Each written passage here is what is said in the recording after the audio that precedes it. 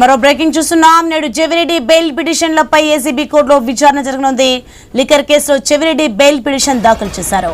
ఇక ప్రస్తుతం విజయవాడ జిల్లా జైల్లో చెవిరెడ్డి రిమాండ్ ఖైదీగా ఉన్నారు. ఇదే అంశానికి సంబంధించి మరింత సమాచారం మా ప్రతినిధి కాంతి ఫోన్లను అందిస్తారు.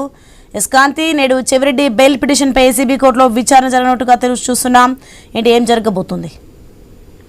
యాసోని మద్యం కుంభకోణం కేసులో విజయవాడ జైల్లో రిమాండ్ ఖైదీగా ఉన్నటువంటి మాజీ MLA Chevireddy Bhaskar Reddy bail petition కి సంబంధించినటువంటి విచారణ ఈ రోజు కొనసాగబోతా ఉంది. అయితే దీనికి సంబంధించి ఆగస్టు 22వ తేదీన బెయిల్ కి సంబంధించి రెగ్యులర్ బెయిల్ తో పాటుగా మధ్యంతర బెయిల్ ఇవ్వాలి అని చెప్పి కూడా 2 బెయిల్స్ ని దాఖలు చేయడం జరిగింది. అయితే దీనికి సంబంధించినంత వరకు కూడా ఈ రోజుకి వాయిదా వేసింది హైకోర్టు. ఈ నేపథ్యంలో ఈ 2 పిటిషన్లకి సంబంధించి కౌంటర్లను కూడా సిట్ అధికారులు దాఖలు చేయాలని చెప్పి కోర్టు ఆదేశించిన నేపథ్యంలో దీనికి సంబంధించి సిట్ అధికారులు కూడా కౌంటర్ తోటి సిద్ధమయ్యారు. అలాగే చెవిరెడ్డి భాస్కర్ రెడ్డికి సంబంధించినటువంటి కీలకమైనటువంటి అంటే షెల్ కంపెనీస్ కు మద్యం కుంభకోణంలో ఉన్నటువంటి నిధులను తరలించారనే నేపథ్యంలో సిట్ అధికారులు ముమ్మరంగా సోదాలు కూడా నిర్వహిస్తున్నారు. హైదరాబాద్ లో, తిరుపతిలో ఈ సోదాలు అయితే కొనసాగుతున్న నేపథ్యంలో ఖచ్చితంగా కోర్టుకి అయితే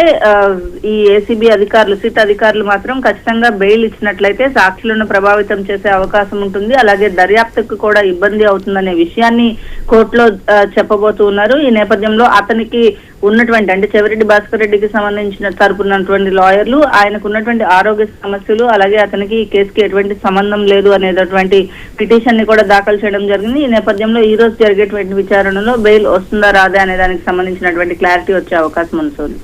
right, thanks for information Kanthi.